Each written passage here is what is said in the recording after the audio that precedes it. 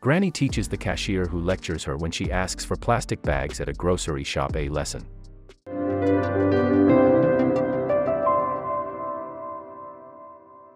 With the advent of new technology, the gap between the generations has widened infinitely. This has created a difference in the thoughts of the younger generation. The values that were taught to them are fading out day by day, and due to this, they have started to think that they are better than others. A young cashier had the same illusion, but her bubble burst when she met this old lady. What the lady did was something less imaginable, and everyone present there was stunned. Dorothy is an aged woman with a simple mindset, having a sense of least dependence on others and getting the things done on her own. Her expectations from life are simplicity and ease of work. But does it always happen as we think it would? Her day started like the others. She used to shop in bulk so that she could save time and money. The idea was the more she bought per shopping session, the less she would have to shop in total. According to her, this was meant to be another usual day at the store, but one person changed everything. She never prioritized riding around on one of those motorized shopping carts or have groceries delivered to her door. She handled it all by herself. As she went from shelf to shelf around the store with her cart, she filled it up with a variety of products, from cosmetics and packaged food to fruits and vegetables. Dorothy's shopping was going pretty well. She had visited the supermarket a number of times and had no trouble finding all the things she required and wanted, keeping the confusion aside what's needed and what wasn't. Her trip to the market was a success, although after having so much confusion and walking, she completed her shopping and proceeded to the cash counter to get the groceries billed and end her session there. Even the queue at the billing counter seemed to be moving quickly.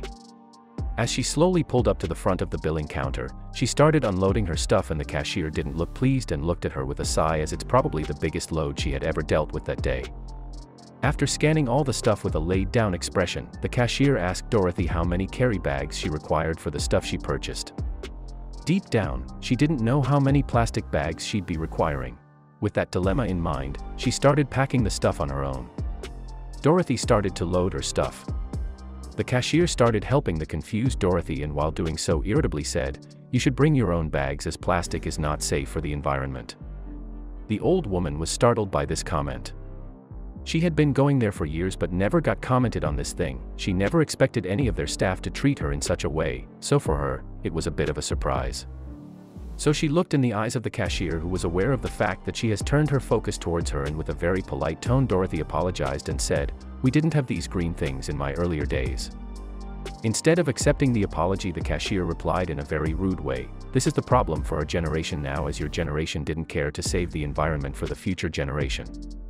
The lady was surprised by this, and surely she had enough. With this rudeness of the cashier, Dorothy thought of teaching her a lesson and said, "Back in our days we used to return the milk bottles, the soda bottles to the shop, and the store send them back to the plant where they get cleaned and sterilized and then get refilled, so we did recycling back then, but we didn't have this green thing." She told the cashier the grocery stores used to bag our groceries in the paper bags that we used for various things. But too bad that we didn't have this green thing back then.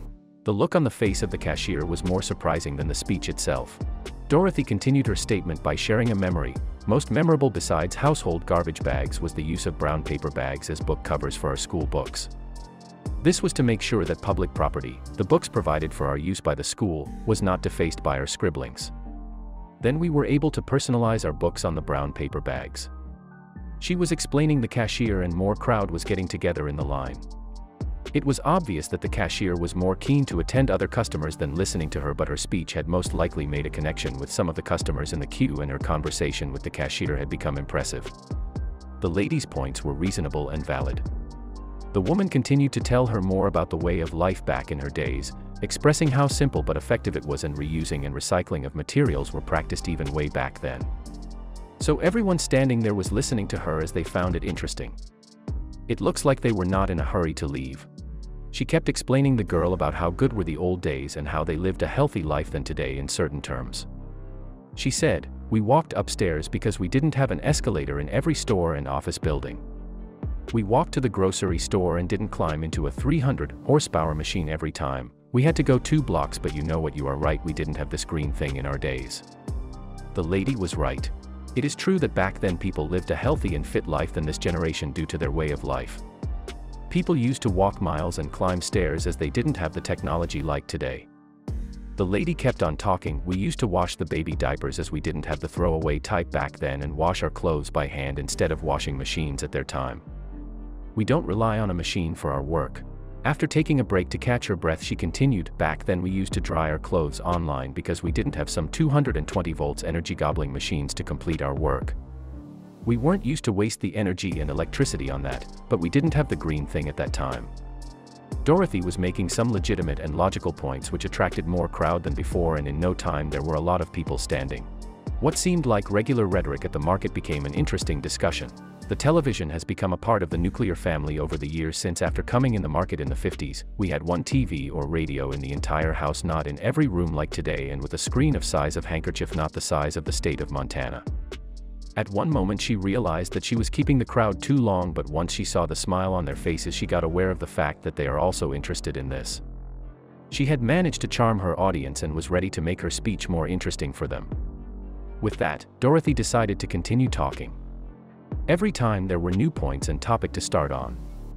She started with the kitchen this time, saying that in their time they used to stir and blend things by hand instead of electrical appliances, and to make her point she showed her flexible hand, and some of the customers laughed at this. The lady made herself clear that today there are various electrical appliances to do the work which they have done with their hands. And technology today is making the younger generation weak and lazy. Back then we don't fire the engine and burn gasoline to cut the lawns, we used push mowers that run on human power, she said. It is true today even our lawn is cleaned by the power tools which are only making us less active.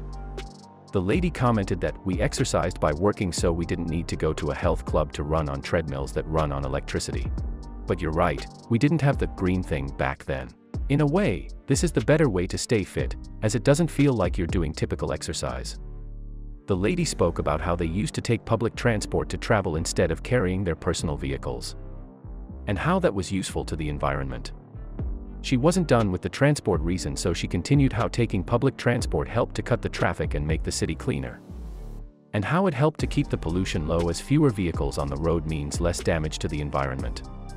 Back then, people took the streetcar or a bus, and kids rode their bikes to school or walked instead of turning their moms into a 24-hour taxi service in the family's $45,000 SUV or van, which cost what a whole house did before the green thing, the lady told. She was rounding different topic, and this time she took the conversation to the smartphones. We had one electrical outlet in a room, not an entire bank of sockets to power a dozen appliances. And we didn't need a computerized gadget to receive a signal beamed from satellites 23,000 miles out in space to find the nearest burger joint.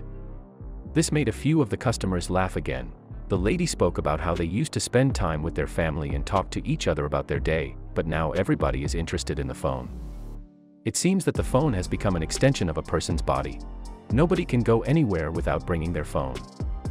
The conversation made the cashier speechless, and the lady gathered her goods and made way for the next customer. The cashier was completely knocked by what just happened. She was done with her speech and she looked towards the cashier for one last time, who was standing there quietly and astonished, and after that, the lady left the shop without any backward glance. The cashier was regretting and ashamed about Dorothy's reaction on the plastic bag comment. Usually, she was used to getting the last word and telling other people how they should live. And now she was thinking about how could lecture her so much. Dorothy left the store and made her way to the car.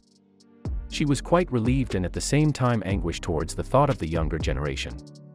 She was feeling a little tired after her big performance and wanted to rest. However, the lady was unaware of the fact that someone has made the clip of her speech, as it was quite a remarkable speech, and as she drove home she was unaware of what surprises are about to come next. 2 days later, Dorothy made her internet debut. The video of Lady's speech went on the internet as someone had recorded the scenario, and it seemed it made more sense than the incident itself. The video went viral and within no time crossed 2 million shares, showing that the customers weren't the only one to enjoy the incident. Showing that there are some people who aren't just interested in gossips. The speech has reached the hearts and showed that some people are concerned about the environment, and they remember how things used to be and how simple life was and how it used to cause less damage. It showed that people who were commenting on the thread were concerned about the environment and were aware of how things were better before. Dorothy's speech struck a chord with the heart of the listeners and with those who are concerned, and they are taking the step to do what needs to be done towards this plastic waste. That one single speech made a wider effect in no time, and more people came up with a suggestion and step were taken to create a better future. The global community didn't just smile and nod at her message, they actually stood up and decided to make a difference for the better of our planet. Her speech was humble but holds great meaning. It made a huge difference in the perception of the people and was changing their views towards the environment. Along with changing the perception about nature, it also falsified the myth that the old generation is responsible for today and did nothing to save the world. She proved they were also concerned about the environment and her generation did their best to save it. People are not aware of how much their activities are causing, like the industrial sector. The damage industries are causing are worse than before. They are killing nature at high speed. Things have changed a lot in the past time, from fresh to polluted air, from sitting together to chat rooms on mobiles, and from parks to the gym. There is nothing left like before. This is not the place it used to be. The speech taught one more thing to the viewers, and that was to respect our elders, because what we are and what we have is all because of them, and they have much more knowledge and experience. The lady has proved that being old means they need extra credit along with respect, and her point and views deserve that. She became a mentor to a lot of people and taught them how to stand for themselves. Her opinion, her experience, the points, and her view proves that she is a different and cool grandma, not a regular grandma. An ordinary grandma with some extraordinary opinions which makes her different from others. I hope you liked this article about the courage and passion of the lady and the change which had come in all these years to us, to this environment, and we hope that we will get those days back someday. The environment will get better and the use of plastic will end.